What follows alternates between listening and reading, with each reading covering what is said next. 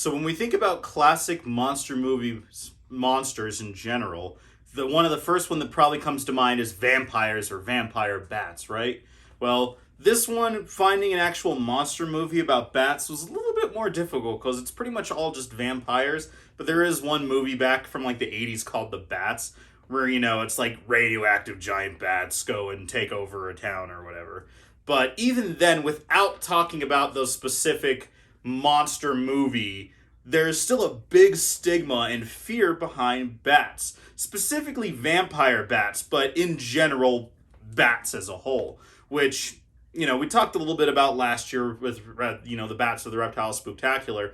Last year's, go check that playlist out if you can, please. But if not, let's continue on and we'll just get a little refresher course, right? So, bats, they're actually a really cool, amazing type of animal. They're the only actual flying mammal. Quite a few can glide, including some species of snakes, the paradise flying snake. But with that being said, they're actually a very diverse group of animals. There's some debate on how many species are actually out there, but currently there's anywhere from 1,300 to 1,500 bat species in the world, which is amazing. Bats are actually the second most populous mammal on this planet, second to rodents. You probably could have guessed that one. So there are a ton of bats, so many bats. Bats themselves are actually amazing pollinators. So what that means is that just like bees, just like insects, just like other types of animals that spread pollen and seeds and nectar, we couldn't actually exist, and by we I mean people exist without pollinators. So we wouldn't be around without bees, without bats, without a lot of types of insects. We need insects, we need pollinators, we need bats to live so that way they can pollinate and help germinate all of the different plants and fruits and vegetables that we need to eat. Specifically, a lot of bats take after like the night blooming plants. So a lot of the flowers that only bloom at night, bats who feed on the nectar and on the pollen, who will come in contact with them and spread them around, that's what those are for. So they're just an amazing, wonderful group and an intricate part and necessary part of our ecosystem. There was actually a stat, and I don't know how accurate it is, but someone said that 80% of all rainforests are, because of bats, because of their seed dispersal, because they are such great seed dispersers. They help control insect populations, mosquito populations. I forget the exact stat, but one bat can consume like thousands of mosquitoes within one night, which is crazy. And I think the stat was like bats control, as a whole population, like 7.5 million insects per night, which is ridiculous, And so think about where the mosquito populations would be if we didn't have bats, especially here in Colorado. I'm already sick of the mosquitoes this summer. And if we didn't have bats, then I feel like I'd be eaten alive by mosquitoes. So, other than just, the pollinators being a big part of the ecosystem and part of the world, vampire bats. That's the one that, that's the, vampire, they suck blood, the blah, blah, blah, right? Everybody knows that. You have to say blah, blah, blah every time you say the word vampire. It's just, I don't make the rules. That's just what happens. I'm sorry. That's what I have to do. But that being said, vampire bats, blah, blah, blah. They don't actually live all over the world. They don't suck blood. They don't even like to predate on people. And I say predate and hunt very liberally because it's very different than what most people think of. Vampire bats always get a bad rap. People always think, they're scary, they're dangerous. You see all these movies that are developed because of them. Dracula, going to suck your blood, blah, blah, all that stuff. But vampire bats are awesome. And again, they're total wimps. They're probably the wimpiest of all the bats I work with. If I even get within like 3 feet of them, they're like screeching at me and like running away in the opposite direction. So vampire bats, there's I think 3 known for sure species. There's always debate about different subspecies and stuff. We all know that with the rat snakes and all that other nonsense. But they come from Central and South America, and that's it. They're isolated to that part of the world. And during that part, at night, what they do is they leave their caves, their crevices, their trees, and they will use their very highly attuned sense of smell to track down large mammalian animals, usually cattle, but sometimes pigs and goats and things like that. And they will fly in, they'll land on the ground, and they will like use their cool little wing joints and little hands, and they will waddle and crawl and scuttle over to these animals, and they'll, they're usually large mammalian, like hooved animals, and they'll come up to like right above where their hoof is, so like kind of their ankle. Usually sleeping animals, they're very docile, and they have these very highly evolved two front teeth that they use to make an incision that they will use it very quickly. It's very small, it's very sharp. So like with very sharp knives, they always say that the most dangerous knife is a dull knife. The sharp knife, you won't even know you cut it. It's kind of like that. It's very sharp teeth that they just make a very small incision to. And in their saliva, just like with snakes, they have a natural anticoagulant in their blood, which makes the blood keep flowing, that allows them to drink it very quickly. They don't suck it up, they just make a tiny little incision, and then they lap the blood up. Also in their saliva, they have an antiseptic, which is why the cases of getting a secondary infection from a bite from a vampire bat is non-existent, because the natural antiseptic's in their blood. And with that being said, there's not really any that I could find, and I did spend a good amount of time, of any real known cases of vampire bats predating on people. They don't really seem to do it. It's very interesting. Bats, or vampire bats specifically, are very particular about what kind of blood they go after. We actually at Denver Zoo were exploring the options of trying different blood suppliers, or different routes of acquiring blood, because blood can be quite expensive to obtain. And so we were trying to explore different options. And so I reached out to several different zoos, and I was like, hey, what has everyone tried? And other zoos have surprisingly tried a lot of different types of blood, but the bats just really prefer bovine blood, prefer cow's blood. Some facilities tried sheep, goats, chicken blood, and all of it just really wasn't accepted. And I've heard that kind of over the years, that they really just do prefer cow's blood.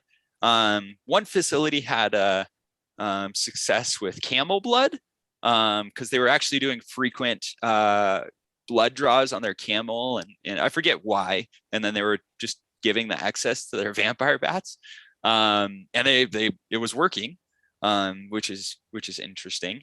But yeah, they really do prefer cow's blood. And we even, received a new supplier, or worked out of receiving a new supplier of blood earlier this year. Yeah, earlier this year. And the bats honestly took a while to make the transition. It was still bovine blood. Both of them were still bovine blood. But that blood was slightly different for some odd reason. And we really had to, work with the facility to kind of formulate it to get it exactly right for these vampire bats. Because they were like, yeah, no, that's not good blood. I'm not touching that. It was so weird. So yeah. So, me personally, I have never heard of a vampire bat predating or feeding upon a human. And so now that we've talked about the vampire bats a little bit, we'll just talk a little bit more about just kind of misconceptions of bats, period. They do hear the echolocation and everything like that. That's all pretty well known, but not all bats drink blood. It's just the vampire bats, and even then it's just from those very select parts of the world, and it's very, very unlikely that you come in contact with the bat. So for everyone else in the rest of the world, that bats span a lot of the world, actually coming in contact with the bat is a very rare thing that occurs. But when that does happen, most people automatically think that they're sick. It's a rabid bat. That being said, just like with pretty much every other wild animal, herping excluded, it's usually not the best idea unless you know what you're doing to actually approach and attempt to grab, touch, handle a wild animal like a bat or a snake or a lizard or a spider or anything like that. But with that being said, not all of them do have rabies. There are a lot of times where they're just tired. They could be very full from the night before feeding. They could have gotten disoriented even because a lot of radio waves and power line things can interfere with echolocation. They could just be a little bit of tired and confused. As well as during certain times of the year, they also do reproduce and mate. And sometimes you'll find a couple bats on the ground looking like they might be sick or fighting or something. So if you ever see a sick bat, don't approach it. Call wildlife rehabber or something like that, so that way they can actually, someone who is more aware and knowledgeable of bats can actually approach and handle it. That way you don't have to worry about that whatsoever. I mean, with wild bats, if you happen upon a wild bat that's down on the ground, just leave it. You can call your local authorities, call wildlife control, and they're fully trained to deal with that situation. So yeah, don't mess with them. Also, with that in mind, people always think that they're going to get caught in your hair. That's never happened. We actually went down, which is a lot of the footage that you've seen so far. We went down to the Orient Mine, which is a land trust down in southern Colorado that houses Colorado's largest population of Mexican free-tailed bats.